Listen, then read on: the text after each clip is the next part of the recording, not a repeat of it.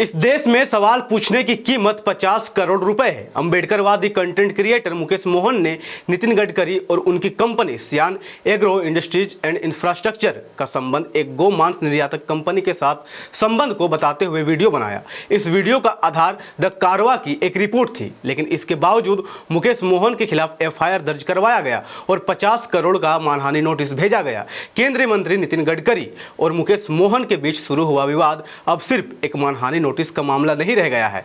यह मामला अब इस बड़े सवाल में बदल चुका है कि क्या किसी रिपोर्ट के आधार पर सवाल उठाना या वीडियो बनाना भी अब इतना महंगा हो गया है कि उसके बदले 50 करोड़ का नोटिस और पुलिस कार्रवाई झेलनी पड़े। क्या है पूरा मामला, आइए आज की इस वीडियो में जानते हैं। जोहार, जय भीम, जय फुले, जय बिरसा, जय साहू, जय पेरियार, जय संविधान। केंद्रीय मंत्री नितिन गडकरी से जुड़ी द कारवा की एक रिपोर्ट को लेकर विवाद बढ़ता जा रहा है। बीफ कारोबार में गडकरी और उनके परिवार से संबंधित कंपनियों के शामिल होने संबंधी द कारवा के आरोप वाले रिपोर्ट पर द कारवा को मानहानि का नोटिस भेजने के बाद अब इसी रिपोर्ट को आधार बनाकर वीडियो बनाने वाले बहुजन समाज के इन्फ्लुएंसर मुकेश मोहन को 50 करोड़ रुपए का मानहानि नोटिस थमाया गया है। साथ ही नागपुर में उनके खिलाफ एफआईआर दर्ज की गई है। लेकिन सबसे बड़ा सवाल यहाँ ये उठता है कि जब नितिन गडकरी और उनकी कंपनी सियान एग्रो पहले से ही कारवा को मानहानि का नोटिस भेज चुकी है और उसने अपनी रिपोर्ट को गलत नहीं माना है, ना ही किसी अदालत ने उस रिपोर्ट में दिए गए तथ्यों को गलत ठहराया है, तो आखिर उस रिपोर्ट के आधार पर वीडियो स्टोरी करने वाले मुकेश मोहन के खिलाफ कार्रवाई का आधार क्या है। पूरा विवाद उस समय शुरू हुआ जब द कारवा ने 1 मार्च 2026 को एक रिपोर्ट प्रकाशित की। इस रिपोर्ट में दावा किया गया था कि गडकरी परिवार से जुड़ी कंपनी और एक बीफ एक्सपोर्ट से जुड़ी कंपनी के बीच कारोबारी संबंध रहे हैं। रिपोर्ट में कहा गया कि सियान agro industries and infrastructure company का संबंध रेम्बल एग्रो एंड फूड से रहा है, जिसे अब वेनाड फूड्स के नाम से जाना जाता है। रिपोर्ट के मुताबिक रेम्बल के कई निदेशकों और शेयरधारकों को गडकरी परिवार से जुड़ी कंपनियों द्वारा आर्थिक मदद मिलती थी। साथ ही यह भी कहा गया कि रेम्बल को जिन बैंकों से लोन मिला उनमें से एक बैंक की अध्यक्ष गडकरी की पत्नी कंचन गडकरी थी।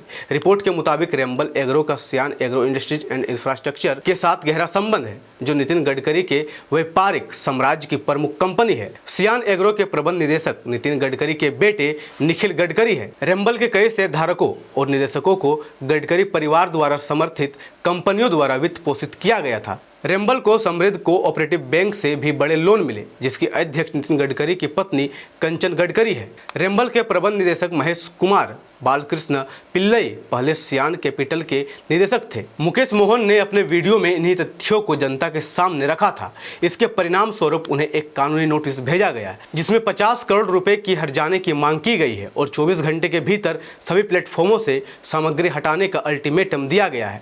मुकेश का कहना है कि उन्होंने केवल पहले से प्रकाशित रिपोर्ट के तथ्यों को अपने दर्शकों के सामने रखा था, लेकिन वीडियो वायरल होने के बाद उन्हें 50 करोड़ रुपए का मानहानि नोटिस भेजा गया और नागपुर में उनके खिलाफ एफआईआर दर्ज करवाई गई। मामला यही नहीं रुका। मुकेश मोहन ने दावा किया कि पुलिस उनके रिश्तेदारों तक पहुंच गई, क्योंकि उन्होंने 2021 में अपने रिश्तेदार के मोबाइल नंबर से इंस्टाग्राम अकाउंट बनाया था, इसलिए उनके मौसेरे भाई को भी नोटिस भेजा गया। पुलिस ने उनसे मोबाइल फोन और अन्य जानकारियां मांगी। मुकेश का आरोप है कि इस पूरे मामले में उन्हें और उनके परिवार को मानसिक दबाव में लाने की कोशिश की जा रही है।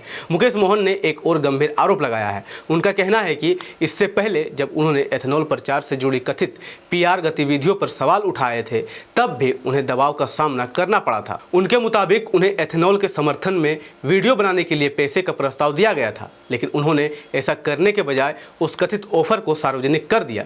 मुकेश का दावा है कि उसी समय से उनके खिलाफ एफआईआर का माहौल तैयार हो गया। सरकार और सरकार से जुड़े लोगों से सवाल पूछना, उनकी नीतियों की आलोचना करना और अपनी बात रखना हर नागरिक का संवैधानिक अधिकार है। भारत का संविधान नागरिकों को अभिव्यक्ति की स्वतंत्रता देता है, लेकिन जब सवालों को दबाने की कोशिश हो, आलोचना करने वालों को परेशान किया जाए या डर का माहौल बनाया जाए, तो यह केवल एक व्यक्ति की आवाज़ पर हमला नहीं होता, बल्कि संविधान और मौलिक अधिकारों की भावना के खिलाफ भी माना जाता है।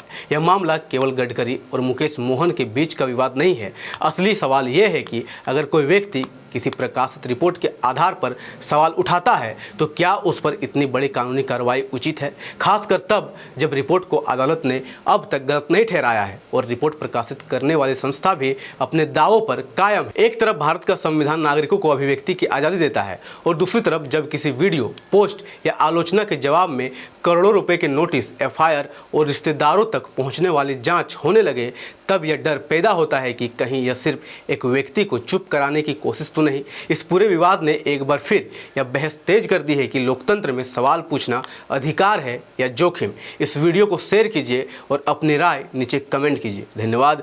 जय संविधान, जय लोकतंत्र, जय भीम, जय मूल निवासी। MNT न्यूज़ नेटवर्क को सब्सक्राइब करें, लाइक और फॉलो करना ना भूलें। साथ ही बेल आइकॉन दबाकर जन जागृति की मुहिम में जुड़े रहें।